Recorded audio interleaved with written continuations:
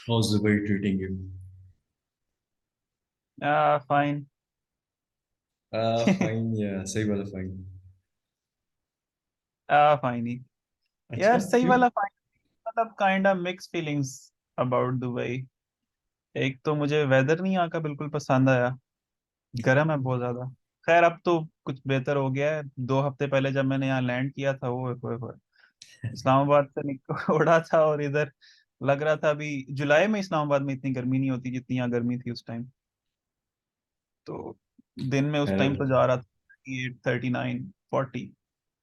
हम्म, वो एक्चुअली 40 होता है लेकिन वो शो 38, 39 कर रहे होते हैं क्योंकि यहाँ पे लॉ है कि जब 40 टेम्परेचर होता है ना तो हर चीज बंद कर देनी है। तो वो फिर दुकानों वाले कहते हैं नहीं तो 39.5 40 नहीं हुआ अभी वो एक्चुअली 40। नहीं, 39.999 लिमिट अप्रोचिंग 40, बट है नॉट यस, 40। नॉट अच्छा। 40। तो उसके अलावा वेदर तो चल, तू तो पहाड़ी बकरा है ना वैसे ही दिल से। हाँ, तो वो तुझे ना उसके पसंद आएगा ना अलावा किसी और को पसंद। यार उसके अलावा ना ये सीन है कि ये मैंने एक ऐसा सिटी देखा है जिसमें क्लास डिफरेंस बहुत ज्यादा है।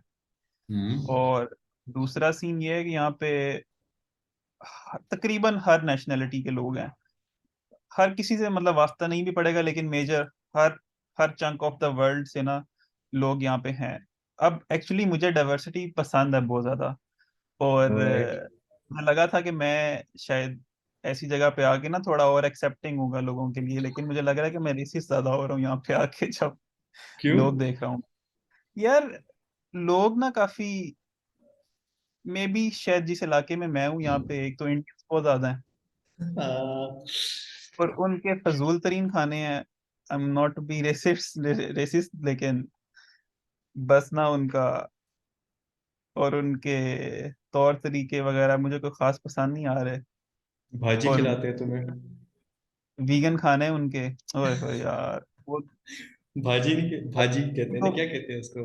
भाजी पता नहीं भोजन। यार पाव भाजी एक बड़ा पाव छोटा पाव बड़ा सेट छोटा सेट वो अजीब से गंदे से चावल होते हैं उनके ऊपर वो पतली सी दाल डाल के हाथों के साथ वो खाते हैं। और वो बस देख के ही दिल खराब होता है। There are people who actually love that dish. I'm not पता नहीं one of यार। those, fortunately. लेकिन yeah, there are people who are like मुझे काव तो चाव प्रोटीन ना बहुत मिले पसंद जब है। तक मेरा मील नहीं पूरा होता। प्रॉपर गोश्तखोर इंसान हूं मैं। तो तो ये लेकिन यार दुबई में सारे लोग हैं, पश्तून इतने ज्यादा है, हाँ तुझे सारे मिल लोग जाएगा हैं। गुड खाना। सारे लोग हैं बिल्कुल अच्छा खाना भी मिलता है। मैं बता रहा था कि बस जिस इलाके में मैं हूं ना यहाँ पे इंडियंस और पाकिस्तानी बहुत हैं। पाकिस्तानी रेस्टोरेंट्स भी हैं कुछ और इंडियंस ज्यादा हैं। और फिलीपींस के बहुत लोग हैं यहाँ पे। और ना अच्छा मैं पहले बताने लगा था क्लास डिफरेंस बहुत ज्यादा है मतलब। अब इस साइड जहाँ पे एयरपोर्ट है ना वो वाली जगह का नाम है देरा। देरा हाँ। और दे उससे रहा। नेक्स्ट देरा बस अच्छा, देरा। ओके। तो उससे नेक्स्ट जगह है करामा जहाँ पे मैं अभी रह रहा हूँ। तो करामा और फिर इसके आगे एक और ब्लॉक है कोई उसका पता नहीं क्या नाम है उसके बाद दुबई फ्रेम आता है। और दुबई फ्रेम के बाद नया दुबई जो है ना जो अमीराबाद है वो स्टार्ट होता है। तो उस दुबई दुबई फ्रेम उन्होंने बनाया है इस तरह से ना आप उसके ऊपर चढ़ के देखो ना तो एक तरफ आपको फुल हाई राइजेस वो बड़ी बड़ी बिल्डिंग्स स्काई स्क्रेपर्स नजर आते हैं। और इस तरफ देखो तो वो पुराना दुबई और छोटी छोटी इमारतें और गरीबों का ना मतलब जो एक्चुअल लेबर अवाम है जिसने दुबई बनाया है हम्म। अ, मजदूर अवाम वो सारा इलाका इस और तरफ है। तो अगर तो अच्छी सैलरी वाली जॉब मिल जाती है तो फिर तो बंदा उधर ही मूव करे। मतलब एक्चुअल वाइब वही है दुबई की जो हम तस्वीरों में देखते हैं कि भाई ये दुबई है या जो हर सब्र कर, तरफ मैं जरा वेस्टर्न थोड़ा सा वो रिलेट सारा। करने के लिए चेक करता हूँ जो तू बातें बता रहा है। हाँ मैप खोल ले साथ फिर सही समझ लगेगी। चेक करते हैं। तो दुबई का मैप मैप छोड़, पहले तो जगहों को देखते हैं ना। ये जो पर ओल्ड दुबई लिख लूँ, ओल्ड दुबई। ओल्ड दुबई ऐसे पता नहीं आएगा नहीं आएगा लेकिन मैं मैप पे बता दूंगा कौन सा ओल्ड दुबई है। ब्रो ये तो ओल्ड दुबई भी बहुत हॉट दिखा रहे हैं। जगह का नाम बता जो तू कह रहे हैं, गरीबों की करामा जगह। में हूँ मैं इस टाइम। अल करामा। अल अलकरामा दुबई। अच्छा। यस। हाँ, मतलब पाकिस्तान के स्टैंडर्ड से इट्स ओकेश, दुबई के स्टैंडर्ड से इस गुर्बत। ये देखो अब ये फ्रेम है, इस फ्रेम के दूसरी तरफ अभी हम मैप खोलेंगे ना, उसमें सही समझ लगेगी। ये ये हाँ, इसकी क्या सिंबॉलिक सिग्निफिकेंस है? यही है ना कि ये उन्होंने सिंबलाइज किया हुआ है कि हम फ्रेम में से एक फ्यूचर या एक न्यू दुबई की तरफ देख रहे हैं, ओल्ड दुबई में से खड़े होके ना। तो फ्रेम के ऊपर भी आप खड़े हो तो एक तरफ आपको न्यू दुबई नजर आता है, जहाँ हम्म। बुर्ज खलीफा और सारी बड़ी बड़ी बिल्डिंग्स और मरीना वाली साइड और वो सब नजर आता है। और पीछे को देखते हो तो वो फिर पुराना सारा एरिया नजर आता है। Like the ये word कुछ तस्वीरें Khalifa has और been याद है। ruined for us. क्या अच्छा, बात खलीफा? मैंने कहा एक तो word Khalifa has been ruined for us. Such a good word, man. यार ये बड़े मूवी लेवल शिट नहीं है कि जैसे मूवीज में दिखाते हैं ना, पोस्ट अपोकलिप्टिक एक नई दुनिया और एक ओल्ड वर्ल्ड, और बड़ा सिंबॉलिक है ये। अच्छा, तो इसके एक साइड पे वो सर्च गवाह करना है और जरा दूसरे दुबई फ्रेम से कोई इमेज अगर किसी ने डाली हुई ना, new Dubai from Dubai frame लिख।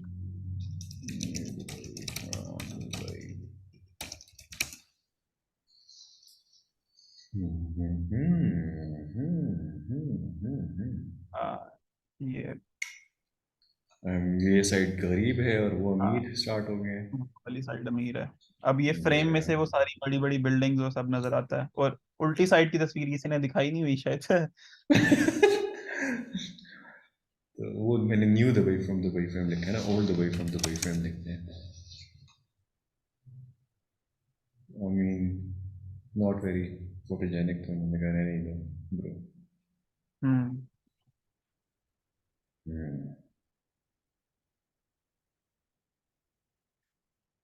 इंटरेस्टिंग जगह है दुबई यार, बड़ा बिजनेस का हब, और एक इट फील्स लाइक के अरब्स जो है ना, अरेबियन नाइट्स और वो अलादीन वाली वर्ल्ड थीम लोग हैं ना, they want to oil create a money है वर्ल्ड ऑफ बस देयर इनके ओन। पास, पैसा फेंक के गोरों को तो इन्होंने आगे लगा लिया है सही वाला। अच्छा। ऐसी ऐसी चीजें बना के रखी हुई हैं कि अब मैं बुर्ज खलीफा गया ना एक दिन, तो सही वेस्टर्न अवाम वहां पे आई हुई है, सब ने अपने अपने फोन जैसे पकड़ के मुंह उठा के बस और ना लगे हुए हैं, और मैंने कहा सही गोरों को तो इन्होंने आगे लगाया हुआ है। यार सुप्रीमेसी मेरे ख्याल से अल्टीमेटली पैसे की एग्जैक्टली exactly, बिल्कुल ऐसा ही है है। ना, जो भी आप कर लो पैसे की है, थोड़ी सी रेस की भी पैसे होती से है। हर चीज बना सकते हो आप। हाँ। आप पढ़े लिखे नहीं भी हो, आपके पास इंजीनियर्स अच्छे नहीं भी हैं, अच्छी एजुकेशन नहीं भी है, तो आप पैसा दो और मंगवा लो पूरी दुनिया से। टॉप के साइंटिस्ट मंगवा लो, टॉप के इंजीनियर्स मंगवा लो, सब कुछ बन जाता है। लेकिन अभी इनका ऑयल, खैर कुछ लोग कहते हैं कि यार ऑयल से इकोनॉमी शिफ्ट अब कर रहे तो हैं इन्होंने इसलिए वैसे ही इसका। अपनी इकोनॉमी इकोनॉमी इन्होंने वैसे ही थोड़ी सी चेंज कर ली, और दुबई के पास ऑयल वैसे भी इतना नहीं है। ये मेजर जो ऑयल है ना वो अबू धाबी के पास है, जो इनका भी बाप है। तो अच्छा, दुबई का सही मैप अमीर देखते हैं ना जरा। सही अमीर वो लोग हैं। तो अब जो अबू धाबी के जो शेख वगैरह है ना, वो दुबई में इन्वेस्ट करते हैं, ये जो सारी बिल्डिंग्स वगैरह बनाते हैं, ये यहाँ पे जो बनाते मेट्रो हैं। चल रही है, बुर्ज खलीफा भी इवन ओन्ड बाय वो अबू धाबी का जो प्रेसिडेंट है ना, वो उसका है। उसने यहाँ पे पैसे इन्वेस्ट किए हुए हैं, और दुबई की इकोनॉमी जो है वो ऐसी ही चल रही है कि टूरिस्ट आ रहे हैं बहुत ज्यादा, और ये देखना, टूरिस्ट से ये अबू धाबी है और यूएई को हम दुबई कहते हैं ना। नहीं। दुबई नहीं, दुबई यू ऊपर है, वो ऊपर है, ये नीचे अबू धाबी है, और ये ऐसा है सारे कि यूनाइटेड अरब एमिरेट्स हैं। हाँ एग्जैक्टली, यूनाइटेड अरब एमिरेट्स के अंदर 7 एमिरेट्स हैं। एक एक अच्छा। एमिरेट्स ना, दुबई उनमें से एक एमिरेट है, और अबू धाबी उनमें से एक एमिरेट है, शारजा एक एमिरेट है, इस तरह 7 है। एक रसुल खैमा है, और एक फुजेरा है, एक अबू धाबी है, दुबई है। इन चार ये पांच इनको, के नाम मुझे। ये लोग इसको एमिरेट क्यों कहते हैं, अमारात क्यों कहते हैं, कोई अरेबिक वर्ड है क्या है? इमारात मेरे ख्याल से एक अरबिक वर्ड है, ये मेरे ख्याल है अमीर से निकला हुआ है। ये जिस तरह एक अमीर का जो एक अमीर होते थे ना, जिस तरह, तो अमीर की जो वो लीडर्स। जगह होती थी जिस जगह को वो रूल करता है, उसको एमिरेत इमारात बोलते हैं। तो उस तरह से निकला हुआ है मेरे ख्याल से ये वर्ड। ये ये मेरा थोड़ा ख्याल सा वो है। भुट्टो ने, ये सिर्फ दुबई का है। भुट्टो अच्छा। ने इनको मेरा ख्याल से कहा था कि ना आप एक एक कंट्री बना के आप मतलब कंबाइन हो जाएं, एक मुल्क अपना बना लें। पहले ये अलग अलग थी इमारात। इस तरह का कोई सीन है।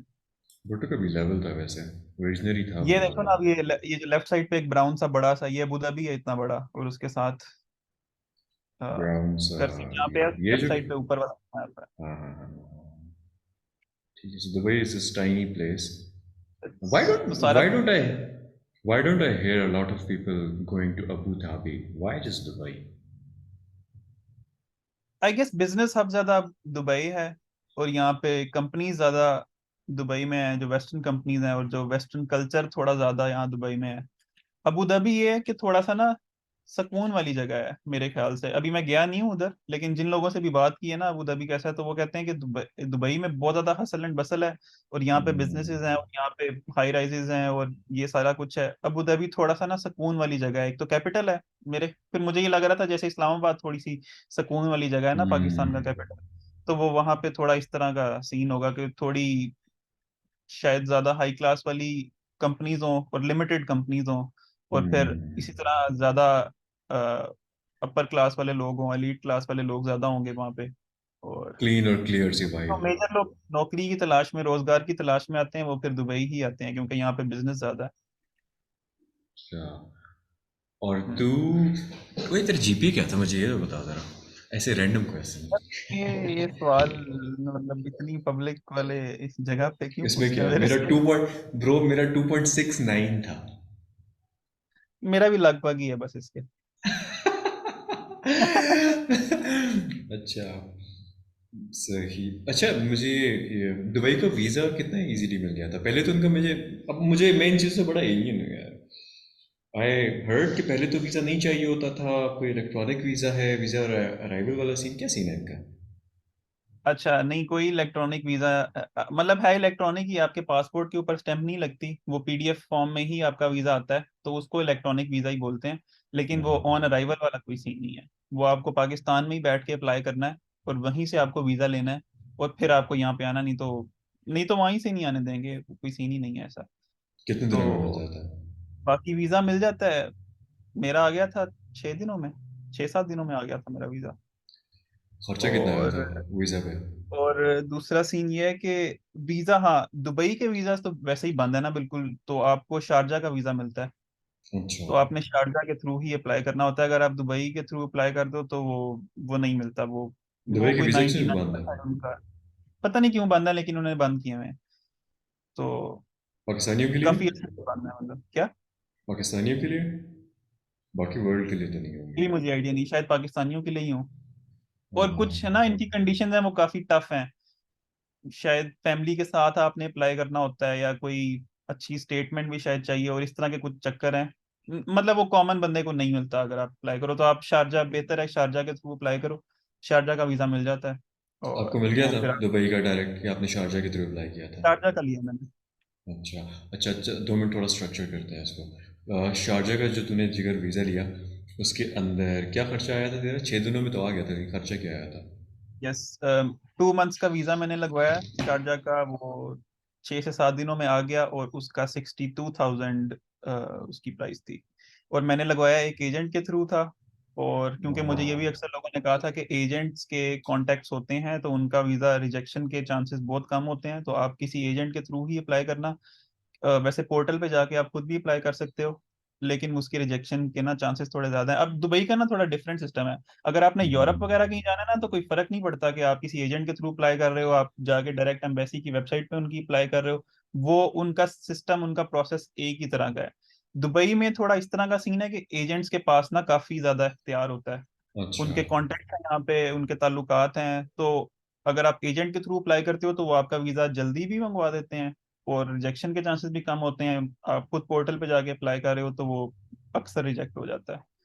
तो ये थोड़ा सा, ये चीज़ का ख्याल रखना है, किसी अच्छे एजेंट के थ्रू ही अप्लाई करें। अच्छा, एजेंट्स के पास क्यों है अख्तियार ज़्यादा इधर, क्या सीन है? इस चीज़ का मुझे आइडिया नहीं है, लेकिन मैंने इवन इस हद तक सुना है कि एजेंट्स इवन ब्लैक लिस्ट तक कर सकते हैं बंदे को। जैसे अगर मैं वीज़ा लेकर आया हूँ और मैं ओवरस्टे कर जाता हूँ यहाँ पे, वापस नहीं हम्म। जाता, तो एजेंट मुझे इवन ब्लैक लिस्ट तक कर सकता है कि मेरा दोबारा कभी पूरी जिंदगी वीज़ा नहीं लगेगा। जब तक वो वो ब्लैक लिस्ट से नहीं मेरा नाम निकालेगा, कोई बंदा मेरा वीज़ा नहीं लगवा के दे सकता।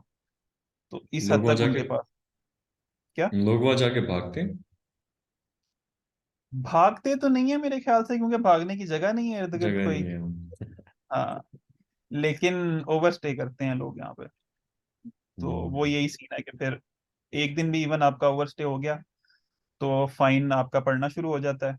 तो वो कुछ मंथ्स बाद तो वो हजारों में चला जाता है, हजारों दरम में चला जाता है फाइन।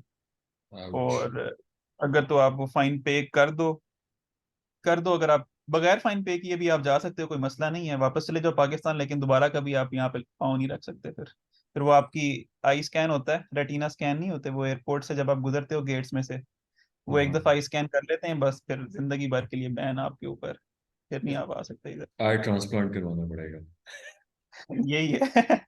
उतने पैसे हुए तो पाकिस्तान में ही चलो आप। अच्छा यार, हाँ। 62,000 तेरे लग गए वीजा पे जैन, और टिकट्स कितने के थे शारजा के? अच्छा, नहीं मैंने दुबई के टिकट्स ही लिए थे, क्योंकि वो वीजा एक ही है, आप जहाँ मर्जी आ सकते हो, अच्छा अबू धाबी भी आ सकते हो इसी वीजा पे। अच्छा तो अच्छा अच्छा अच्छा। वीजा मेरा सिर्फ शारजा का था, मैंने टिकट दुबई का ही लिया था। हम्म। तो टिकट मुझे मिल गई थी यार 84 में रिटर्न, पीआईए की। रियली? सीन ये हुआ कि यानी कि 1.5 लाख के अंदर अंदर सारा आप वहां पे पहुंच सकते हो और वापस भी आ सकते हो फिर? लेकिन यहाँ पे करना क्या है फिर, बस आके तो नहीं वापस जाना ना तो। Good question. बट ये है कि वहां पे मंथली रहने का कितना कोई खर्चा आता है? यार उस पे भी आते हैं, पहले मैं क्या बताने लगा था, हाँ, पीआईए की मैंने टिकट बुक कराई थी।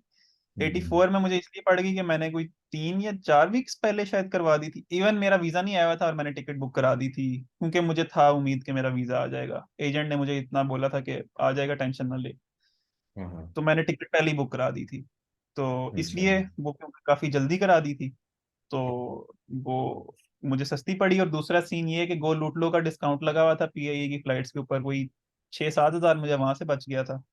हम्म। तो वो कर करा के ना तकरीबन 84 में पड़ गई। और अभी मैंने सुना है कि पीआईए इन्होंने बैन कर दिया है और मेरी रिटर्न टिकट भी पीआईए की है।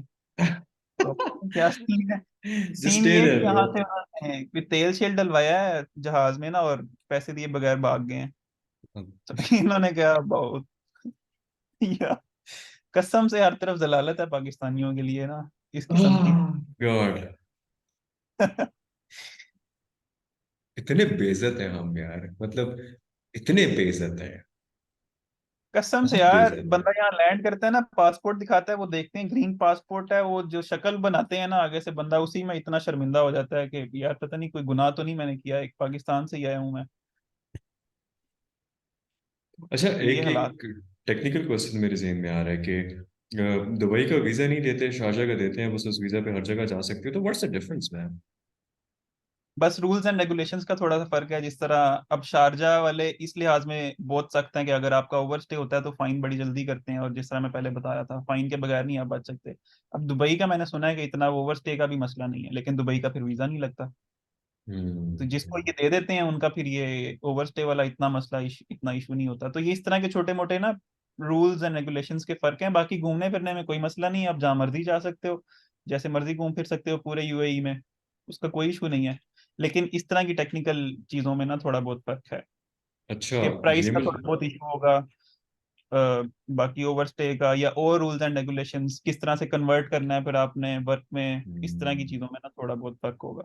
मुझे यार जैन ये बता कि वीजा कितने डेज का होता है?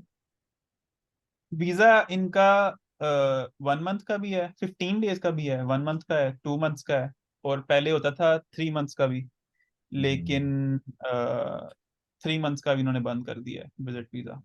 तो और तेरा अब वाला सिर्फ कितने? 2 मंथ्स का, मैक्सिमम 2 मंथ्स का लगा सकते हो। मेरा 2 मंथ्स का है। 2 मंथ्स का है, सो यानी वैसे कि ये टू होता है कि अगर मंथ्स आपका 3 मंथ का लग जाएगा किसी तरह से ना, क्योंकि सीन ये है कि इधर आते हो, एक आप अप्लाई वगैरह करना स्टार्ट करते हो, 2-3 वीक्स के बाद आपको कॉल्स आना स्टार्ट होती हैं, तो वो फिर प्रोसेस आपका चलते चलते ना, तो 2 मंथ्स तक, 2 से ऊपर एम ही ड्रैग हो जाता है। तो फिर अभी ऐसा होना बहुत बुरा होगा कि आपका एक कंपनी के साथ इंटरव्यू का प्रोसेस चल रहा है, और आपका फाइनल इंटरव्यू और आपका एक दिन पहले वीजा एक्सपायर हो गया, तो फिर तो आप कुछ नहीं कर सकते। तो रिन्यू फिर नहीं कर आपको सकते? वापस, नहीं, रिन्यू यहाँ पे काफी एक्सपेंसिव होता है, मेरे ख्याल से कोई 1300-1400 दरम लग जाते हैं रिन्यू करने के। दिरहम कितने का चल रहा है? दिरहम में 76-75 पॉइंट समथिंग का है। मतलब लाख एक रुपए तकरीबन आराम से मतलब चला जाता है रिन्यू करने में। 4,05,000 बनता है तकरीबन। अच्छा चल, सवा अब चार। मैं मुझे थोड़ा सा ना खाका मेरे जहन में बन रहा है, just sketching in my head कि 62 वो टिकट्स 84 के हैं, थोड़े ज़्यादा कर लो चलो, टिकट ज्यादा यू के गॉट अ लगाओ थोड़े, डिस्काउंट। मतलब 90, 95, 1 लाख तक लगा लो मतलब रिटर्न टिकट। वन, हाँ 160 के अंदर जो है ना इंसान वहां पे पहुंच सकता है। अब बात आ जाती है कि नहीं नहीं, पहुंच नहीं सकता। हाँ। वहाँ इस्लामाबाद इंटरनेशनल एयरपोर्ट पे आपके पास वो देख लेते हैं कि भाई कितने पैसे हैं। अब जिस तरह मेरा 2 मंथ्स का वीजा था, तो उन्होंने हम्म, कहा कि भाई जा तो रहे हो, कि पैसे तो दिखाओ कितने हैं के पास। तो अच्छा 5,000 दिरहम था मेरे पास, वो मैंने दिखाया तो उन्होंने मुझे क्रॉस करने दिया है, नहीं तो वो वहीं से वापस भेज देते हैं आपको। क्योंकि अच्छा। पिछले दिनों कुछ पाकिस्तानी यहाँ पे बैगर्स पकड़े गए हैं, वो इसी तरह ये 1.5 लाख में पहुंच तो गए यहाँ पे उनके पास हम्म कोई पैसे वैसे नहीं थे रुकने के लिए, तो वो सड़कों पे हम्म। मांगते कर रहे थे।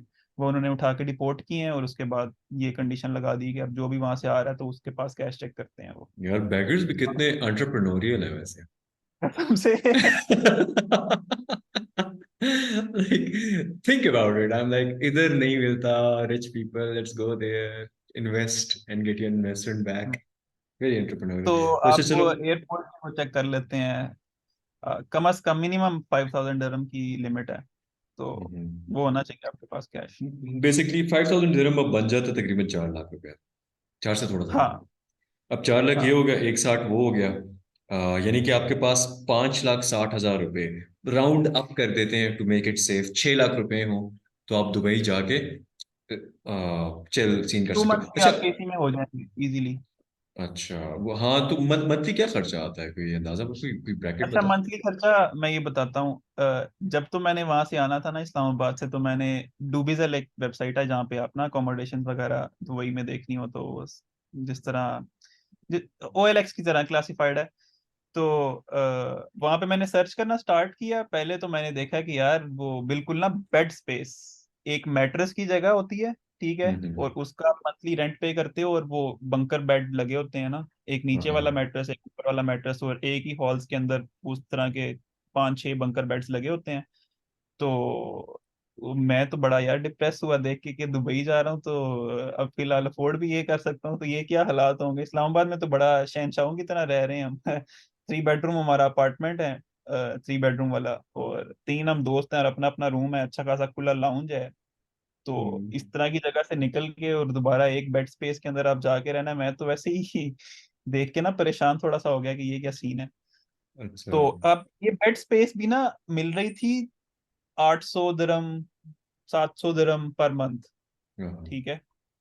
तो मतलब ये अच्छा खासा, ये अच्छी खासी अमाउंट थी। या तो इतनी अमाउंट में आपको कोई स्टूडियो वगैरह मिल जाए, या 2 बंदों के साथ आप आराम से शेयर कर लो, वो भी है, लेकिन और कुछ तो ना बिल्कुल रूम्स भी नहीं, वो खुड्डे से बनाए हुए हैं उन्होंने लकड़ी के ना, कमरे के अंदर पार्टीशन डाल के ना, वो हम्म कार्डबोर्ड की पार्टीशन करके, तो एक मैट्रेस नीचे और एक ऊपर ऐसे वो डाल के, इसी तरह कार्डबोर्ड सा एक मैट्रेस उसके ऊपर, और अंदर घुस के ना बस आपने ऐसे लेट जाना, और मेरे जैसा बंदा तो बीच में सीधा खड़ा भी नहीं हो सकता ना। तो तू मैं ये छोड़। देख के ना I cannot say. You got it. But Let's ऐसा just ही say है। कि those bunkers are not made for black people. तो so, not much distance तो from the ये roof. सीन है। बाकी अगर आपको स्टूडियो चाहिए, तो दुबई में तकरीबन 3,000 तक आई गेस स्टूडियो अपार्टमेंट मिल जाता है। तू अभी किस में रह रहा है, स्टूडियो में रह रहे, तेरा बैकग्राउंड यार ब्लर है मेरा लेकिन फिर मुझे सीन ये हुआ है कि बेड मैंने, फील हो रहा है अच्छा सा। यार हाँ मेरा तो काफी अच्छा रूम है प्रॉपर में। हाँ ब्लर पे है ब्रो, आपने बैकग्राउंड को जो है ना वो, and but anyway we I got the यार आइडिया, देख लिया मैंने। हाँ, सीन ये है कि कुछ दूर के रिलेटिव्स थे मेरे दुबई में, हम्म वो यहाँ पे हैं, उनकी फैमिली गई हुई थी पाकिस्तान, तो उन्होंने मुझे कहा है कि 3-4 मंथ्स के लिए तो उनकी फैमिली ने वैसे ही नहीं आना था। वो खुद होते हैं रूम में, और उन्होंने कहा था कि यहाँ साथ में मैट्रेस वगैरह डाल के तो तुमने स्टे करना है तो कर सकते हो। तो खैर मैं, मुझे तो ये काफ़ी बेहतर जगह मिल गई, क्योंकि यहाँ पे कुक वगैरह भी इन्होंने रखा हुआ है, तो वो डेली का खाना भी बना के चला जाता है। तो खाना शाने का भी इतना इशू नहीं हो रहा, और बाकी प्रॉपर रूम है यार, सामने LED वगैरह लगी हुई है, तो ना प्रॉपर रूम टाइप वाइब है। वो खुडे के अंदर तो मैं नहीं रह सकता था। ब्रो आपके नखरे तो हैं ना, आप स्पेशल बालकनी हो। भी है यहाँ पे। यार वो अच्छा सुन मेरी बात, जैन, एक एक ब्रैकेट बताना अच्छा, रुपीस हाँ में। मैं बता रहा था, तकरीबन 700-800 में आपको बेड स्पेस मिलती है, ठीक है। और अच्छा। अगर आपने स्टूडियो लेना है, आप 2 बंदों के साथ आपने शेयर करना है, तो आपको 3,000 तक स्टूडियो मिल जाएगा। तो वो भी हम्म। देख लें, 2 बंदों के साथ शेयर करोगे तो 1500 वो भी आपके ऊपर पड़ जाएगा। हम्म। तो रहने का ये खर्चा हो गया। रहने का बहुत ज्यादा खर्चा है, मतलब मेजर खर्चा ही आपका रहने का है। तो उसके फूड का अलावा बताओ। जो खाने पीने की क्या, हाँ, कंटिन्यू फूड का। हाँ खाने पीने की जो है चीजें, वो इस तरह से हिसाब लगा ले कि पाकिस्तान से ना हर चीज तकरीबन 3 गुना महंगी मिलेगी, जो भी चीज खानी है ऑलमोस्ट। तो तो तकरीबन अंदाजा करके मैं ये बता देता हूँ कि जिस तरह इतना अब ही यहाँ खाने पे पे, भी आ जाएगा, 800 तक खाने पे भी आ जाएगा तकरीबन। हाँ मोरलेस आ जाएगा इतना ही। 800 तक आ और जाएगा। अब मेरा तो सीन ये है कि कुक है, तो वो खाना शाना बना के जाता है, तो मंथली वो मैंने पे किया है 350 दरम हम्म। उसका। तो वो खाना मतलब इतना इनफ होता है कि वो जिनके साथ मैं रह रहा हूँ वो भी खाते हैं और मैं भी खाता हूँ, दिन में 2 टाइम, इवन कभी कभार 3 टाइम भी खा लेता हूँ यही वाला खाना। तो इनफ मतलब कुक वो बना के चला जाता है, तो वो पर हेड हम सब ने 350 पे किया हुआ है। तो अच्छा। अच्छा, मतलब इस मुझे तरह जरा से अब, कैलकुलेट करने दे। इसके हिसाब से ना, इसके हिसाब से मिनिमम खर्चा आपका पर मंथ आएगा 1,22,000 रहने पे, ट्रैवलिंग श्रैवलिंग हटा के। हटा के, हाँ लेकिन देखो अभी मैं खाने का भी इसमें और ऐड कर रहा हूँ। अब वो खाना और जो ये है ना वो एक कुक, अस्सी तक जा सकता है। हाँ कुक खाना तो बना के चला जाता है, लेकिन रोटियां हम खुद नीचे तंदूर से लेकर आते हैं, 1.5 दरम की रोटी है। तो वो उस हिसाब से। I think it would be safe अगर हम कहें कि यार 1.5 1 लाख पर मंथ आप लगा के वहां पे रह सकते हो, महीने। 1.5 एक मंथ का, हाँ लगा के आप रह सकते हो, अगर आपको इस तरह ही की जगह मिल जाती है जैसी जगह पे मैं रह रहा हूँ। अब मैंने सुना है कि कुछ और भी ना, जिस तरह वो मैं बता रहा था बंकर बेड्स लगे होते हैं वहां पे ना, फिर क्लस्टर्स बने हुए हैं कि कुछ पाकिस्तानियों का है सिर्फ, कुछ स्पेनिश लोग रह रहे हैं, कुछ फ्रेंच रह रहे हैं। तो फिर अगर आपको अपनी कम्युनिटी के लोग मिल जाते हैं ना, तो उन्होंने फिर इसी तरह कुक्स वगैरह रखे होते हैं। तो वो उसी तरह खाना शाना का वो पिच इन करते हैं कुछ अमाउंट, और वो कुक आता है उनका खाना बना के चला जाता है, तो उससे ना खाने में काफी बचत हो जाती है। और खाना ना इस यही सीन है कि अगर आप खुद बना के खा रहे हो तो बचत हो रही है, अगर बाहर से खाओगे ना तो एक मील आपका अच्छा खाना खाना है ना, तो 20 से 25 दरम आराम से लग जाते हैं। हम्म। मैं तो अभी 2 हफ्तों में शायद 3 दफा बाहर, 3 या 4 दफा बाहर से खाया होगा सिर्फ। अच्छा। अच्छा, ये मतलब एक सेफ नंबर दे देते हैं ना लोगों को, हमने एक सेफ एक नंबर सेफ दे दिया। Number visa two plus thousand लगा 2,000 दरम लगा लिया, बल्कि उससे ज्यादा लगाया मैंने, 1,500 प्लस 800 किया मैंने। तो मतलब ये कर देते हैं ना कि 1,60 वीजा प्लस टिकट्स, और 1,60 तक पर मंथ रहने का। लो। ठीक है। तो अगर 1,60 प्लस अगर आप 2 महीनों के लिए जा रहे हो, तो उसको मल्टीप्लाई बाय 3 कर दो ना, तो वही 480, 480, 5 लाख एंड अबव आपके पास लाजमी है। हमने पहले कितने, हाँ 6 लाख किया था, लेकिन हाँ वो देखते ज्यादा है ना कि ट्रैवल भी करना है, 6 लाख हो हाँ तो हाँ आप हाँ। 2 महीने वहां पे करके आ सकते हो। ये बता, पहुंच तो बंदा वहां पे जाए, करे क्या, हम्म। क्या ऑप्शन है? अच्छा, पहले मुझे यही लग रहा था कि यहाँ पे पहुंच के ना शायद के बड़ी ऑप्शंस खुल जाएंगी और ये वो, लेकिन ऑप्शंस हैं यहाँ पे बहुत, मार्केट क्योंकि बहुत बड़ी है, खासतौर पे टेक की मार्केट बहुत बड़ी है। हम्म। लेकिन सीन ये है कि यहाँ पे रेफरेंसेस बहुत चलते हैं, मतलब आपने अच्छा। किसी भी जॉब में अप्लाई करना है ना, तो हाँ। अगर आपके पास रेफरेंस है तो आपको इंटरव्यू की कॉल आ जाएगी, नहीं तो सीवी में आप जो मर्जी डाल दो। अब देखो ना कि एक जॉब पोस्ट होती है उसके ऊपर हजारों में, मतलब 2-2 हजार, 2500, 3,000 इस तरह से उन्होंने लोगों ने अप्लाई किया होता है, सीवीज डाली होती हैं। तो उसमें ना बहुत मुश्किल है कि आपको अपनी सीवी आप अपनी स्टैंड आउट करवाओ। मतलब मुझे इतना तो कॉन्फिडेंस है कि एक। अगर मुझे इंटरव्यू की कॉल आती है तो मैं हम्म। उसमें शायद खुद को स्टैंड आउट करवा लूं, लेकिन सीवी को हम्म। स्टैंड आउट करवाना बहुत मुश्किल काम है। उसमें अच्छा, आप इसमें क्या क्या ये, डाल दोगे। तो मैं थोड़ा सा यहाँ पे एक चीज ऐड करूँ यार, लोग मुख्तलिफ बातें कर रहे हैं। वो जो जवाद गया है ना, दैट चरसद्दा वाला फ्रेंड ऑफ माइन, वो तो उसको तो पहले मंथ में ही ये कोल्ड सीवी थ्रोइंग सबमिटिंग से जॉब मिल गई थी। अच्छा खैर, मुझे अभी 2 2 वीक्स हुए हैं, तो मैंने अभी गिन के कोई 80 जगह पे सीवीज दे दी होंगी, 80-90 में। अच्छा, तो वो बड़ा उनमें से, टेनेशियस था। ही वाज सेइंग कि मैं हाँ पर डे अराउंड 200 जगहों पे कर रहा था। यार ये तो फिर तो कॉल आएगी ना, पर डे एक बंदा 200 जगह पे अप्लाई कर रहा है, तो वह कितने 5 दिनों में 1000 हो जानी है उसकी। तो मैं तो अभी 2 वीक्स में टोटल मिला के शायद 100 जगह पे अप्लाई किया होगा। मुझे क्योंकि पता है हाँ, भाई क्या, यू हैव मनी पिछला पूरा स्टफ बैक होम, स्क्रू क्या, इट। मैंने कहा तुझे थोड़ा सा आइडिया है ना कि you have money and stuff back home, screw it, how worse can it get. Maybe हाँ, थोड़ा सा बंदे के पास एक कुशन हो ना तो फॉल बैक करने के लिए, तो इसका भी एक होता है। बाकी सीन ये है कि मेरी जॉब भी रिमोट है, तो मैं यहाँ से अपनी जॉब भी कंटिन्यू कर रहा हूँ। तो अब कुछ लोग तो बिल्कुल कश्तियां जला के आ जाते हैं, उनकी ऑन साइट जॉब होती है पाकिस्तान में, वो छोड़ के आते हैं, जितने भी पैसे होते हैं वो जमा करके ले आते हैं, तो उनको ये होता है कि बस अब तो यहीं पे है जो भी है। तो इस चीज का काफी फर्क पड़ता है। और हाँ, दूसरा सीन ये भी है कि पिछला पूरा वीक तो जाइटेक्स थी। पिछला नहीं, पिछले जिस वीक में आया था तो वो पूरा वीक जाइटेक्स थी।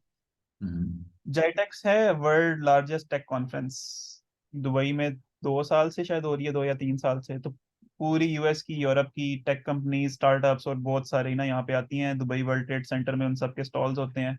मैं एक्चुअली ये सोच कर आया था, जो अचानक से मेरा प्लान बना ना कि बस विद इन वीक, मेरा ख्याल मेरा प्लान बना है कि मैंने 2 वीक्स पहले, हाँ मैंने, मुझे उसका पता लगा है, मैंने साथ ही 2 दिन बाद टिकट्स खरीद ली और उसके बाद मैंने वीजा अप्लाई किया, तो मतलब विद इन 2 वीक्स मैं यहाँ पे आ गया था। तो एक मेरे ज़हन में ये था कि मैं उस जाइटेक्स अटेंड करूंगा, वहाँ पे इतनी सारी कंपनीज हैं, वहाँ पे सीवीज वगैरह दूंगा और शायद उस तरह से ना काफी बेहतर हो। लेकिन जाइटेक्स में ये सीन था कि मोस्टली सेल्स वाले लोग थे, टेक वाले। हाँ, जो कंपनीज को रिप्रेजेंट कर रहे थे ना, वो क्योंकि वो चाह रहे थे कि हमें कोई अरबी इन्वेस्टर मिले, ना कि हम कोई डेवलपर को यहाँ से जॉब आके दें। हायर करें। वो वो इस नीयत से आए हुए थे। तो खैर वो हम्म।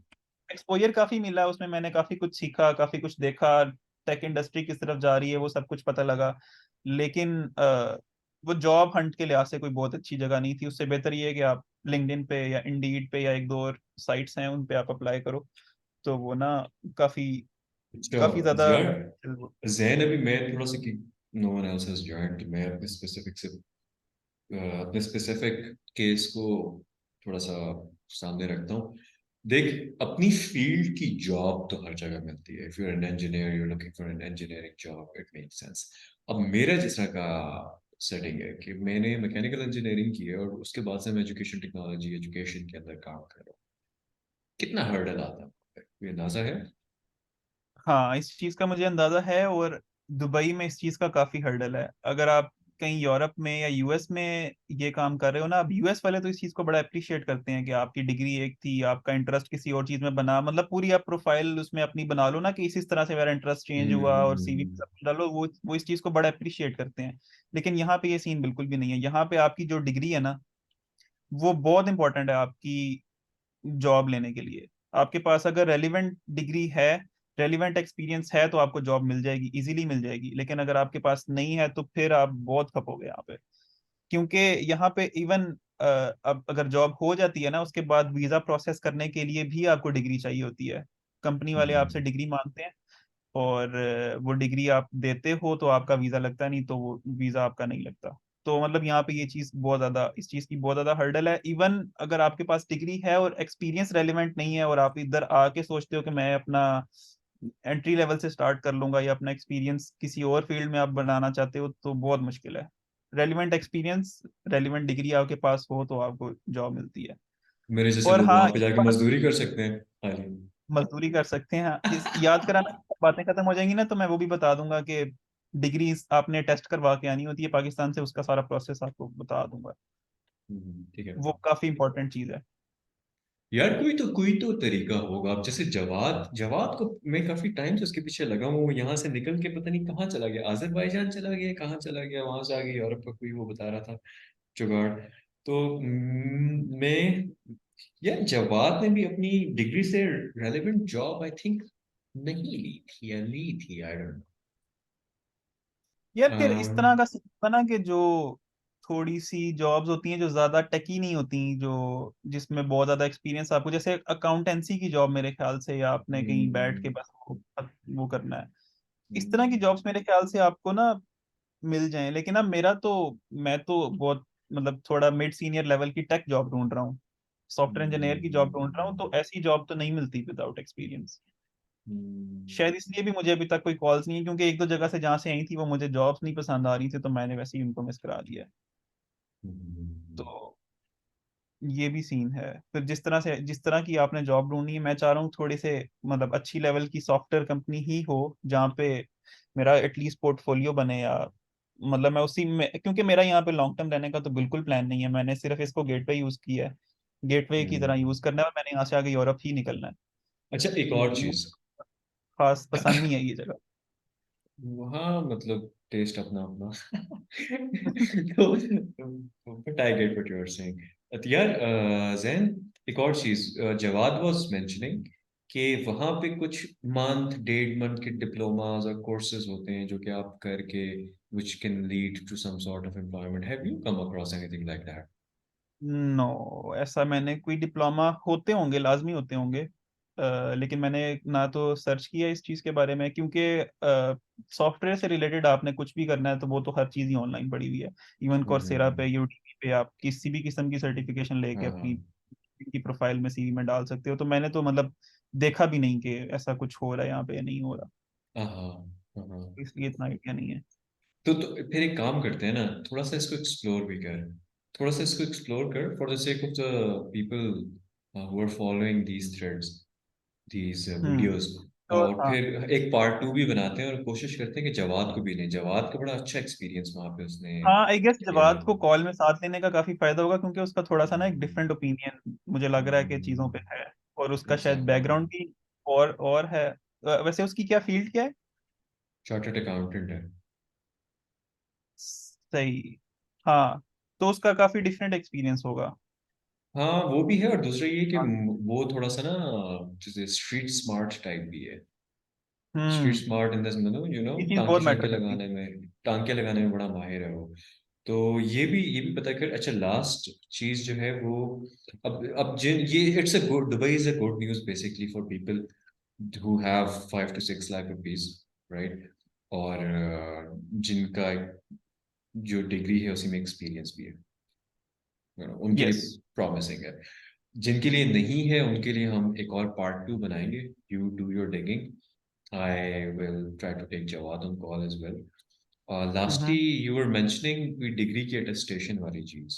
यस, हाँ, 3 अटेस्टेशंस आपने डिग्री की करवानी है यहाँ आने से पहले। नहीं तो आप हाँ। आ गए, आपकी जॉब लग गई और आपकी वो डिग्री अटेस्ट ना हुई हुई तो फिर बड़ा मसला हो जाएगा। अच्छा। तो सबसे पहले तो एचईसी की अटेस्टेशन है, उसका प्रोसेस तो सबको पता ही होगा, उनकी वेबसाइट के ऊपर भी है। क्या? उसके बाद आपने करवानी है मोफा से अटेस्ट अपनी डिग्री, मोफा क्या है? Ministry of foreign affairs Pakistan. अच्छा। हाँ हाँ। ठीक है। अच्छा, उसका भी 2 दिन का प्रोसेस है तकरीबन, मतलब एक दिन आप आते हो, लाइन में लगते हो 3-4 घंटे की, वो पूरा स्टैंप स्टैंप लगाते हो, डिग्री जमा करा के आ जाते हो, और नेक्स्ट डे आपको डिग्री मिल जाती, किस्मत अच्छी है तो अगर सुबह जल्दी चले गए तो उसी दिन भी शाम को मिल जाती है, नहीं तो नेक्स्ट डे हम्म, आपको डिग्री मिल जाती है। ठीक है। तो मोफा से, और तीसरी आपने फिर करवानी होती है यूएई की एम्बेसी से, और वो डायरेक्टली नहीं होती। एक दो कंपनीज हैं जो सर्विसेज प्रोवाइड कर रहे हैं इस्लामाबाद में, जैसे है साशा, साशा। उसका ऑफिस है। Sasha, Sasha international, not the other one. Okay. It's so hard when you and I are talking to keep things straight, man. ठीक है। अच्छा, एचईसी वाली अटेस्टेशन कितना टाइम लगा रही है आजकल? कोई बेहतर हुई है? कितना टाइम ले रही है? यार मैंने तो उसकी अर्जेंट वाली करवा ली थी। वो अर्जेंट कितना टाइम? में ये होता है कि आप एक दिन की अपॉइंटमेंट बस सेट करते हो, तो हाँ। उसी दिन आप जाते हो और देते हो, और उसी दिन शाम को मिल जाती है। ठीक है, वैसे वो सही। मेरे ख्याल से 5-6 दिन, लेकिन वो 5 अर्जेंट वाली दिन। अपॉइंटमेंट आने में भी कुछ टाइम लगता है, वो 1 वीक बाद की शायद, या 10-15 दिन बाद की अपॉइंटमेंट वही ना, बनती है। इन एनी केस 7 से 9 दिन लगते हैं, इन एनी केस हाँ, 7 से 9 दिन लगते मुझे हैं। लग ही जाती है। एचईसी, और फिर मोफा, फिर ये यूनाइटेड अच्छा, अरब और ये इसी ऑर्डर में करवानी है, पहले एचईसी, अच्छा, एचईसी वाली होगी तो मोफा वाले करेंगे, नहीं तो मोफा वाले नहीं करेंगे। ठीक और है। एचईसी और मोफा दोनों होंगे तो साशा पे फिर आप यूएई वाली करवाओगे, नहीं तो वो भी नहीं होती। उसकी रिक्वायरमेंट ये है कि आपकी पहले एचईसी और मोफा से हुई हुई हो। ठीक और है। हाँ, उसकी फीस है, मोफा वाली तो फ्री है, एचईसी वाली फीस भी उनकी वेबसाइट पे मेंशन है, वो 1000 पर डिग्री पर, वो उस तरह करके कुछ होता है कि अगर आपने कॉपी करानी है तो उसकी कुछ अमाउंट है, अगर ओरिजिनल कराना है तो उसकी अमाउंट है, वो खैर वेबसाइट पे सारी डिटेल्स अवेलेबल है। और साशा इंटरनेशनल वाली उसकी $41 फीस है, और वो हम्म। आपको डॉलर्स में ही चार्ज करते हैं, आपने डॉलर्स ही लेके जाने हैं, वो रुपीस नहीं लेते, ना ही ऑनलाइन कोई ट्रांजैक्शन का सिस्टम है। तो आप अच्छा। बेहतर ये कि आप डॉलर कैश लेके जाओ, तो वो वही पे करना होता है वहां पर। फिर एक्सचेंज करा के हैं, हाँ डॉलर्स यस, लेके जाओ। वो है ब्लू एरिया में काफी हैं, 7 ही हाँ हाँ, वो एक्सचेंजेस हैं तो वहां है। से, G6 में उसका ऑफिस है। तो हाँ, एब्सोल्युटली। उसके बाद चौथी अटेस्टेशन होती है जो आपने यहाँ आके करवानी होती है, वो खैर अभी तक मैंने भी नहीं करवाई।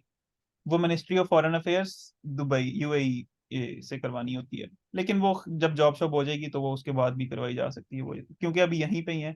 ये जो पाकिस्तान से करवा के आने वाली हैं, ये आपने पहले करवा कर आनी है। एक क्वेश्चन यार Jain, I believe anyone can do anything, at least मैं जिस तरह से लाइफ से उठ के जिधर पहुंचा हूँ, I feel like I sometimes feel invincible, although I've been rejected by Fulbright 2 times despite a stellar GRE score.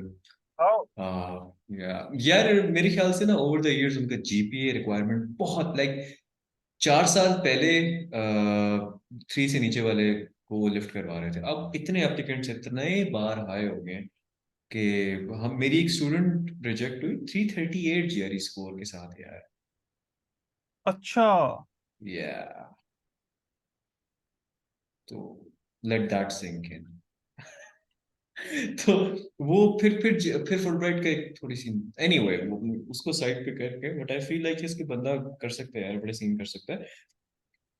What's the potential, what's the gap in Dubai?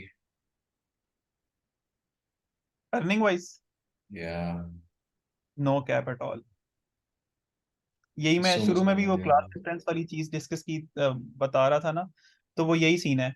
अब यहाँ पे ऐसे भी लोग हैं जो बेचारे 1500 2000 दरम पर मंथ में गुजारा कर रहे हैं, और हम्म। ऐसे लोग भी मैंने देखे हैं जो मंथ का एक 20 एक 40 लाख दिरहम कमा रहे हैं, no tax at wow. All. Wow.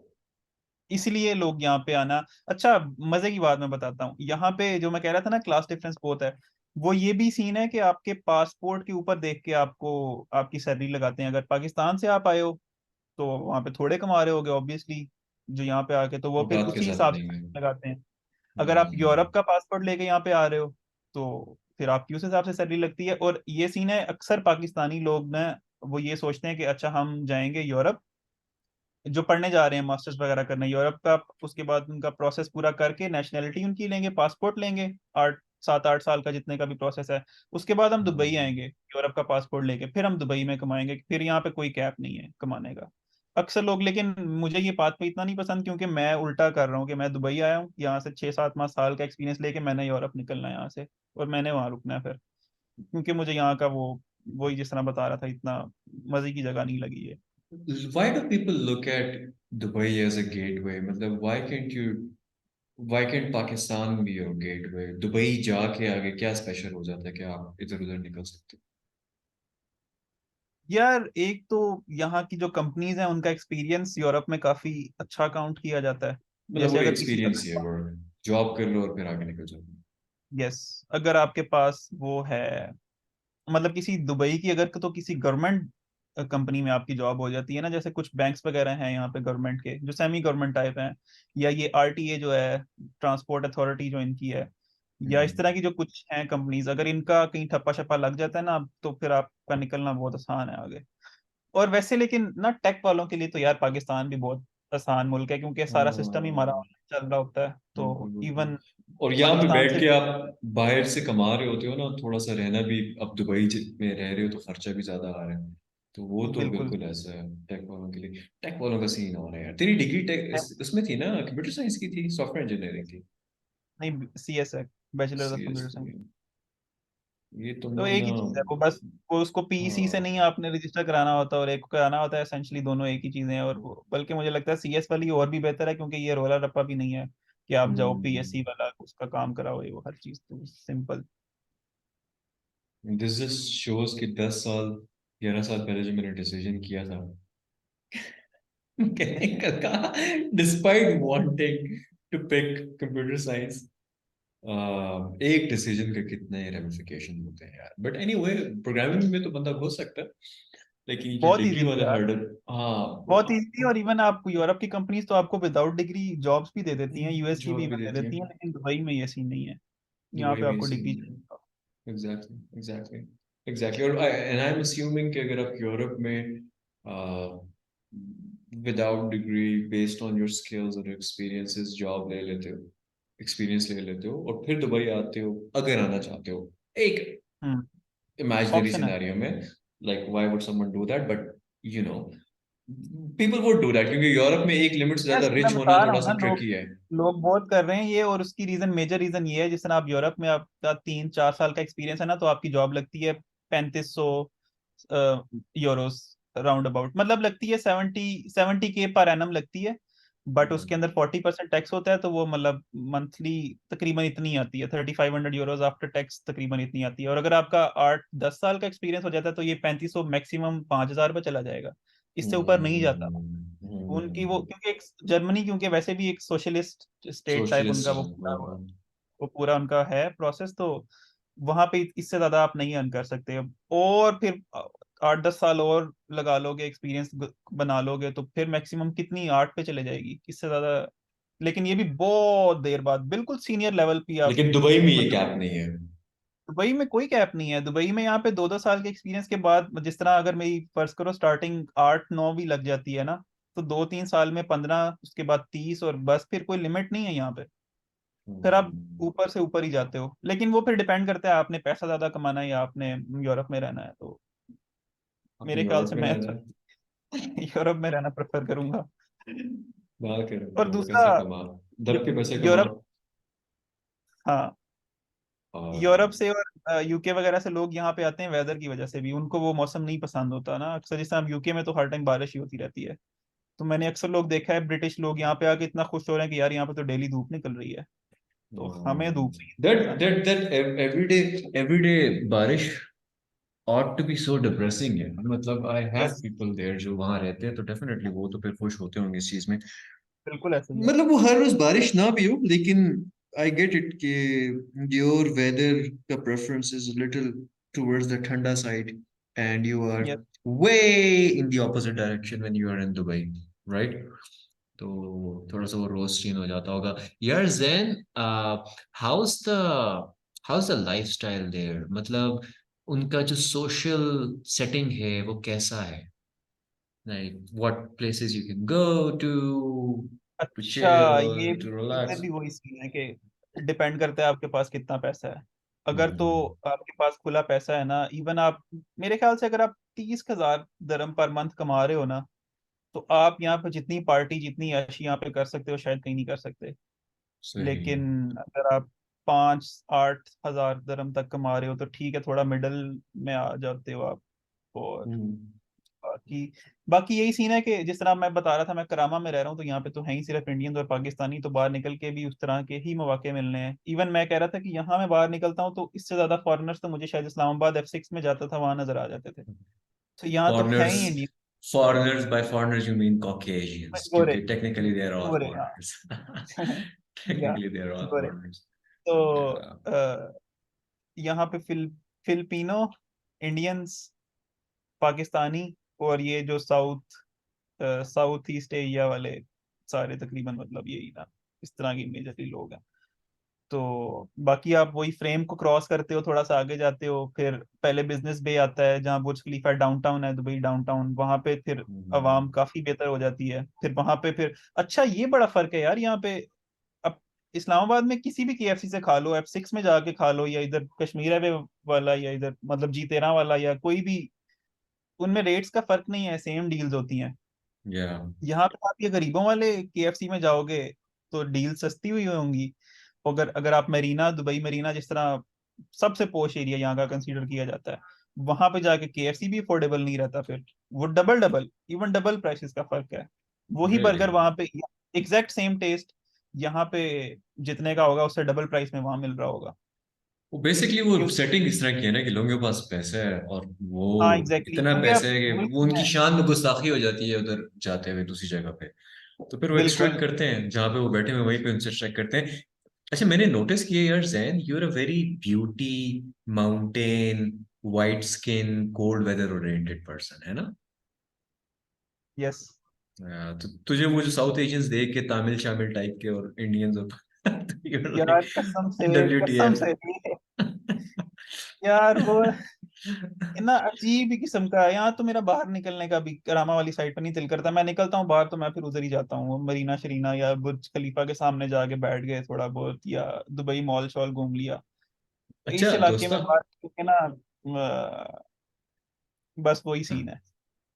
अच्छा मुझे दोस्तों एक और बात बता, ये जो डिग्रीज होती हैं, ये बैचलर्स की बेस पे वहाँ पे जॉब्स मिलती है? अगर आपके पास कोई डिप्लोमा हो, कुछ साल डेट का आप उठा लो यहाँ से, उनकी बेसिस पे जॉब्स और उनका क्या सीन होता है? जैसे फॉर एग्जांपल एक वर्चुअल हुआ कि वर्चुअल यूनिवर्सिटी से आप कोई 1.5 साल की डिग्री ले लेते हो, पकड़ लेते हो, उसका क्या होता है?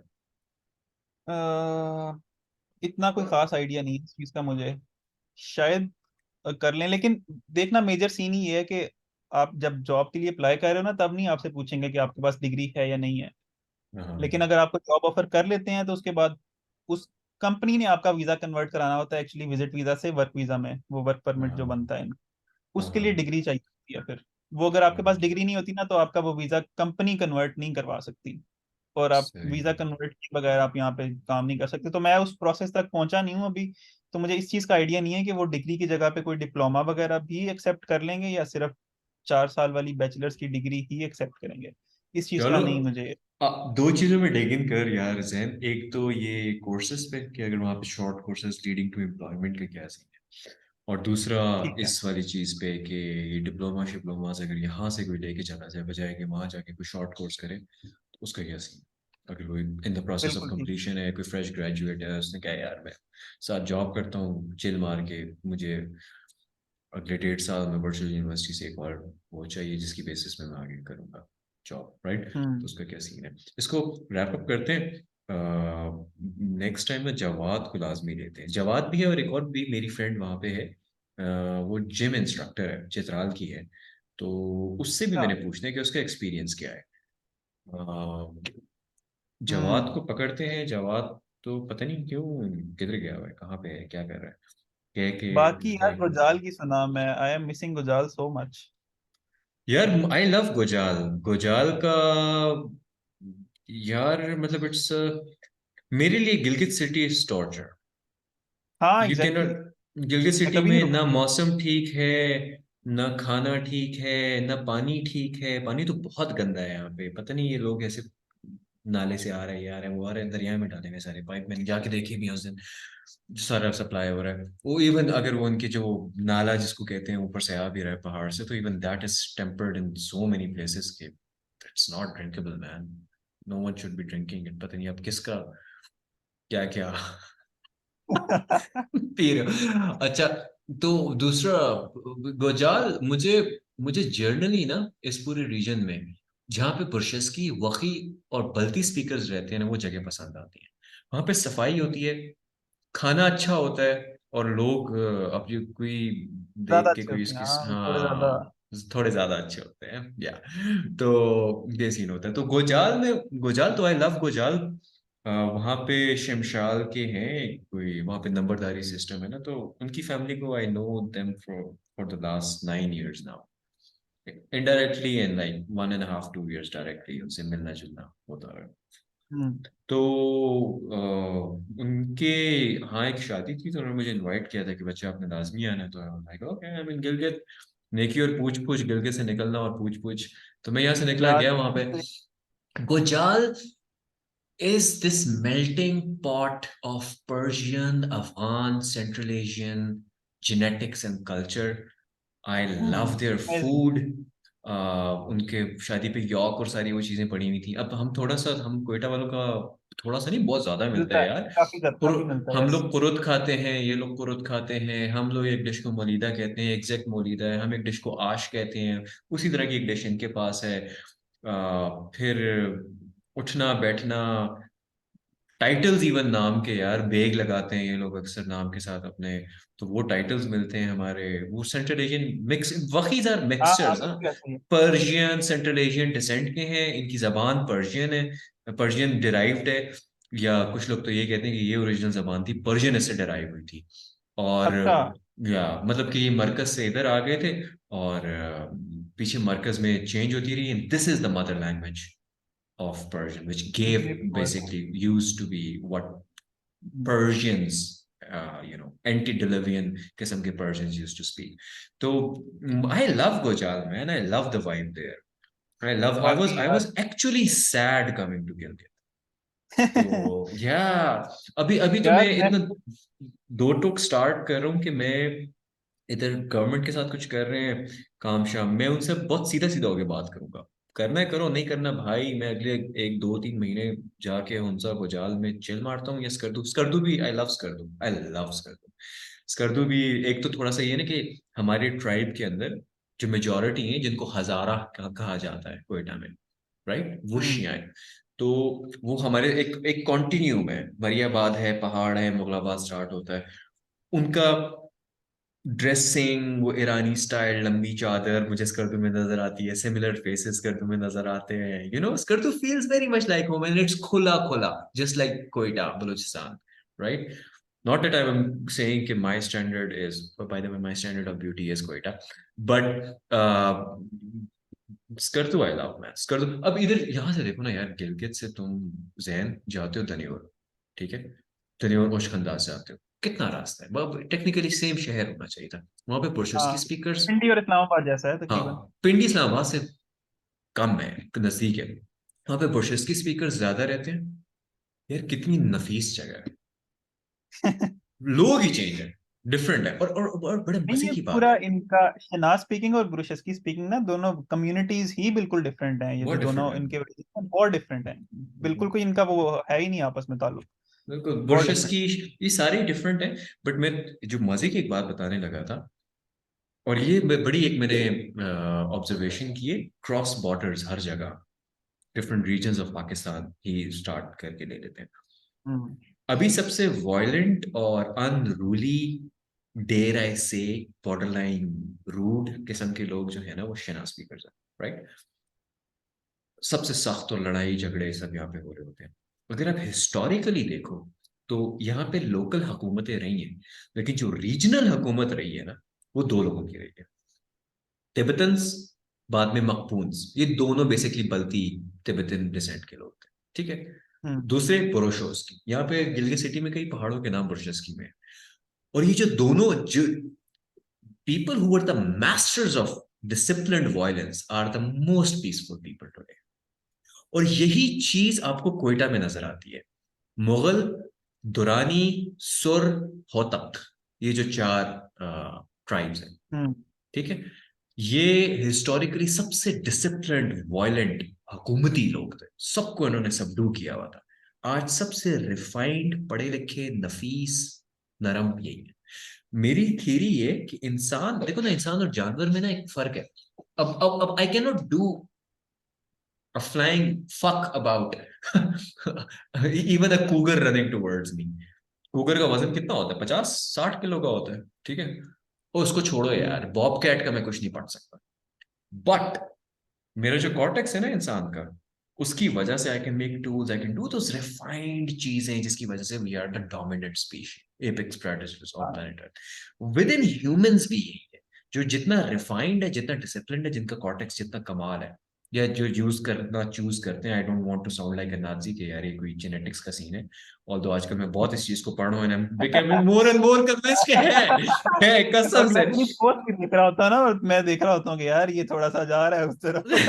नहीं नहीं ब्रो, अब तो हार्वर्ड की स्टडी आ गई है कि आप 60 at least, it doesn't say 60, it says at least 60% of your intelligence is genetic, which is very dark, man. It's very dark, but let's put that aside. तो यही है, मैं I am damn sure if this these Burushaski speakers, Balti speakers, ये structure होके अपनी army फौज बनाए ना स्टेट का, उसके हटे, they will rule this place again. भाई वो बहुत रिफाइंड है, they are very thoughtful people. ये क्या, ये शोर मचाएंगे, क्या करेंगे? अल्लाह, अल्लाह करने से कोई मरेगा तो नहीं ना यार। तो वो तो ये बड़ा डिफरेंस है। हाँ, पर शना स्पीकर्स में भी डिफरेंस है। अब जैसे ग्रेजर की कुछ पॉकेट्स हैं, उनके शना स्पीकर्स आर वेरी रिफाइंड। अगर आप जाओ यस। द्यामर के अंदर घोराबाद, घोराबाद के जो शना स्पीकर्स हैं, they are very refined, very beautifully refined. तो बट यार ये होता है, फर्क होता है यार, ये लोगों को लैंग्वेज का भी असर होता है। आप चवल से चवल बंदा भी हो ना, उसको फारसी सिखा दो, जब वो फारसी बोलता है ना, जब उसकी पर्सनालिटी शिफ्ट हो जाती है फारसी में। मैं उर्दू बोल रहा हूँ ना, जब मैं पश्तो बोलता हूँ ना, मुझे मेरी मेंटेलिटी डिफरेंट हो जाती है। एक फियरलेस मेंटालिटी हो जाती है, जीरो बाइनरी टाइप मेंटालिटी हो जाती है, क्लियर मेंटालिटी हो जाती है, थोड़ी सी वो ऑनर, नंग, गैरत ओरिएंटेड हो जाती है। उर्दू में अलग होती है, अंग्रेजी में मेरी अलग होती है। लैंग्वेज का बड़ा असर होता है। Language is not something that और happened randomly, language had intent in it. जितने लोगों ने लैंग्वेज बनाई है ना, उनकी इंटेंट थी। तो वो लैंग्वेज जो भी लोग बोलते हैं, हम्म, आ, उसमें इंटेंशंस हैं, वो नजर आती है। वो इंटेंशंस फिर आपकी पर्सनालिटी को शेप करती है। People shift personalities. ये तो बल्कि again this is again a research कि people who know more than one languages, जो बायलिंगुअल, बायलिंगुअल तो मेरे ख्याल से दो लैंग्वेज वाले होंगे, जो बेसिकली पोलीग्लॉट्स हैं। पोलीग्लॉट्स जो कि तीन या ज्यादा लैंग्वेजेस बोलते हैं, वो उनकी इंटेलिजेंस हाई होती है, क्योंकि वो तीन पर्सपेक्टिव से दुनिया को, लाइफ को देख सकते हैं, बिल्कुल तीन ऐसा ही है। और सेटिंग्स में देख सकते हैं। तो अक्सर हम वही देखते हैं कि कुछ एक्सप्रेशंस एक लैंग्वेज में होते हैं, दूसरी में उसका कोई मतलब ही नहीं होता ही होता नहीं, कोई। होता ही नहीं तो है। वो आप उसको अंडरस्टैंड करने के लिए आप उसको लैंग्वेज को ही उसका कॉन्टेक्स्ट पता हो, सारा ऐसे ही लैंग्वेज की है, समझ ऐसे ही है, आती है, तो फिर ही वो बात समझ आती है। ऐसे ही। अब मैं तुझे एक बड़ी बट मजे की ये शायद मैंने पहले भी एग्जांपल दी थी, बड़ी टिपिकल एग्जांपल मैं बार बार देता हूँ पश्तो के अंदर। इफ आई से ना कि यार जैन, मैं I will make you eat, और इफ आई से कि यार जिगर मैं तुझे खाना खिलाता हूँ, सेम सेंटेंस बोला जाएगा, जा पता खुरामा, राइट। सो वो फोर्सफुलनेस और इनवाइटेडनेस, सिर्फ लहजे का वो डिफरेंस है। तो होता क्या है, तो अब इसके पीछे इंटेंशन समझ रहे हो, ये जिसने भी किया, अगर इंटेंशनली नहीं किया तो उसकी इंटेंशन मोस्ट प्रॉब्लली यही थी कि इस रगडनेस को ना इतना कॉमन कर लो कि इनके लिए कोई प्रॉब्लम ना हो चीज, right. It could be there. अब बुर्शिस्की की जैसी अगर आप शायरी सुनो, तो इट हैज दिस डीप गिला and sadness and love, right. आप शिना में के गाने सुनो, शिना मुझे काफी सारी समझ आती है बाय द वे। तो शिना के अंदर जो है, देर इज वेरी थोड़ी सी ना, यार किसी शिना स्पीकर ने सुन के क्लिप निकाल दिया ना, कसम से मुझे जीबी से बाहर निकालेंगे। बट ये है कि शिना के अंदर ना थोड़ी सी क्रूड ब्यूटी, बॉडी, आंखें हाँ, ब्यूटी शाखें अब डाल दिए होंठ। बीच में ताकि बाहर ना निकाले। तो ये है कि शिना के अंदर ना थोड़ी सी क्रूडनेस आ जाती है, क्रूड बॉडी, यार लेट्स यूज द वर्ड, थोड़ी सी लोफरियत होती है, थोड़ी सी लोफरियत ये तो होती है है। उनके गानों के अंदर, मैंने समझ रहे हो कुछ ना। ना गाने काफी सुने और इवन हाँ, गुरुशस्की भी सुने। गुरुशस्की ना मुझे थोड़ी ज्यादा मीठी जुबान लगती है। मतलब ना नुआंस्ड, बड़ी स्वीटी बड़ी, और जैसे बड़ा डीप है बंदा जो बात कर रहा है आपसे बड़ा पोलाइटली बात कर रहा है, या थोड़ी सी इस तरह की लगती है। और वो। ब्रुशस्की के बारे में मैंने ये सुना है कि ये one of the few languages है जो अभी तक अपनी बिल्कुल ओरिजिनल फॉर्म के अंदर है। नहीं तो बहुत सारी जुबानें चेंज हो जाती है ना, ये बदलती हैं कुछ अरसे बाद। ब्रुशस्की के बारे में मैंने सुना है, एक तो बहुत लिमिटेड स्पीकर्स हैं इसके, और बिल्कुल अपनी ना ओरिजिनल के बिल्कुल करीब करीब अभी तक है। एग्जैक्टली। सो वही ना, अब अगेन इसमें हमारे बाइसेस भी हो सकते हैं। अभी किसी को कोई लैंग्वेज अच्छी लगती है, बाय द वे किसी को फारसी बुरी नहीं लगती, तो आई थिंक लैंग्वेजेस के अंदर कुछ नहीं, बल्कि आई एम श्योर यार, I read about this as well, and anyone watching this can google it. Some languages are innately annoying, innately, and some languages are innately likable, like Persian, Farsi. No one says कि यार Persian इस तरह की वो है। उनकी बातें सुनो यार, उनको आप कहते हो यार ये काम मेरे लिए कर दो, आगे से रिप्लाई करते हैं अज चश्म में वाह, मतलब तुम्हारी जो बात है ना वो मेरी आंखों पे, like what the buy me, buy me please. तो ये सारा सीन है। तो ब्रुशस्की के अंदर ना सोज depth, there is a nuance, गिला, सैडनेस एंड लव। शिना के अंदर इट्स लाइक तेरे ये ऐसे हैं और तू ऐसी है और तू वहां से ऐसी है, और थोड़ा सा शुगल है उसके अंदर भी, दर्द है, मतलब वो तो जाहिर फिर शायर पे होता है ना, but it does not seem to have that potential. वही के मैंने भी नहीं सुने, बट आई एम गेसिंग कि वो मोर लेस पर्शियन जैसे ही होंगे, क्योंकि वो इतनी सिमिलर है वही की, मुझे वही की अक्सर बातें समझ आ जाती हैं, वियर्डली सिमिलर टू पर्शियन, और हमारे वहाँ पे पर्शियन ज्यादा बोली जाती है ना। हम्म। बाकी ख्वार का भी मैंने इतना इस तरह से एक्सप्लोर नहीं किया, बट वो भी पर्शियन की काफी क्लोज लैंग्वेज है। हम्म। बल्ती जो है, बल्ती तो फिर वही मोंगोलॉइड लैंग्वेज है। मोंगोलॉइड लैंग्वेजेस के अंदर मुसीबत ये इतने साउंड्स होते हैं। अब Japanese, Korean, Thai Chinese. Language, Chinese, ये तिब्बतन लैंग्वेज जो कि बल्ती है, किर्गिज लैंग्वेज, ये सारी जितनी मोंगोलॉइड लैंग्वेज है उनको उनके इतने साउंड्स होते हैं कि फिर वो बाहर वाला नहीं। आप if you are born into it you can learn it as it, वरना भूल जाओ भाई। लेकिन पता नहीं इनका क्या एक्सप्रेशन होता होगा, इनको मैंने कभी एक्सप्लोर नहीं किया, क्या सीन होता होगा इनका। ऑल्दो इट्स वेरी आयरॉनिक कि मेरा डिसेंट मंगोलिक है, और बट हाँ हम लोग अभी चेंज होके मोस्टली पर्शियन और उस खुरासान और उस इलाके में रह के चेंज हो गए ना, पर्शियन और पश्तो उसमें आ गए। बट दिस इज इंटरेस्टिंग, इनका भी हम्म। कभी करेंगे। मुझे चल खैर दोस्त, सबसे ज्यादा इंटरेस्टिंग ना वाकी, वाकी स्पीकर्स और काफी वाकी प्यारी है। कम्युनिटी। आई गोजाल, गोजाल तो हमेशा से ही। और मैं यहाँ आके यार गोजाल बहुत मिस कर रहा हूँ। इनफैक्ट अभी मैं रिसेंटली एक शादी पे भी इनवाइटेड था और मेरा बड़ा अफसोस हुआ मैं नहीं जा पाया शिमशाल में, क्योंकि मैं यहाँ पे था और मेरा दिल कर रहा था कि मैं यहीं से चला जाऊँ उठ के। यार तो ये रिसेंटली जो जिस शादी पे इनवाइटेड था, आई थिंक उसी शादी पे मैं गया हूँ। वो जो शमशाल और पसू के थे, उनकी शादी हुई है। शिमशाल में तो नदीमा की शादी थी ना, उसकी शादी, नदीमा जो माउंटेन एयर हाँ। है, उसकी शादी पे नहीं नहीं इनवाइटेड उसका था। नहीं नहीं नहीं नहीं नहीं नहीं, I don't think her name was नदीमा। खैर वो तो शमशाल के नंबरदार थे जिनसे मेरी बात हुई थी। उनकी कोई थे, बस माउंटेन मैं एयर है। चला गया। Bro I was there basically to just heal, forget Gilgit as much as I could and eat. Yes. Yeah. तो कितने दिन शिमशाल में, कितने दिन रुका है? शिमशाल में मैं नहीं रुका, गुलमेत में उन्होंने की है। लड़का जो था वो पसु का था, द फीमेल वाज फ्रॉम शिमशाल। उन्होंने शादी गुलमेत में की है। उनका ढोल शोल वाला सीन, डांस वाला भी नहीं हुआ था क्योंकि किसी की डेथ हो गई थी। But it was a good experience. Shimshal में जाऊंगा यार, Shimshal I need to go there. Shimshal autumn लाजमी आई जाएं यार हर्ड। शिमशाल। जैसे वो मुस्तनसर हुसैन तारड़ की भी बुक है ना, शिमशाल बेमिसाल, तो वो बुक का नाम ही है। अच्छा। तो वाकई मुझे लगता है तो जैसे ही लगेगा। I generally love Wahi, Balti, and Burshevsky speakers. मुझे I just they have this refinement, sweetness, warmth, intelligence to them. समझ रहे हो? Which you can convey your ideas. You can have meaningful conversations with them. Or of course they are gorgeous, especially the Wahis, especially in Gulmed. Before I say more stuff that can be, taken to court against me, let's wrap this up. Do your research, Jigar, on the diploma वाली चीज, और दूसरा क्या हमने decide किया था? Diploma और हाँ, और दूसरा short courses in Dubai leading to job, उसमें। ठीक है, थोड़ा सा करो और फिर हम पार्ट 2 बनाते हैं। Okay boy, bye bye. Take care, bye bye. अल्लाह हाफिज।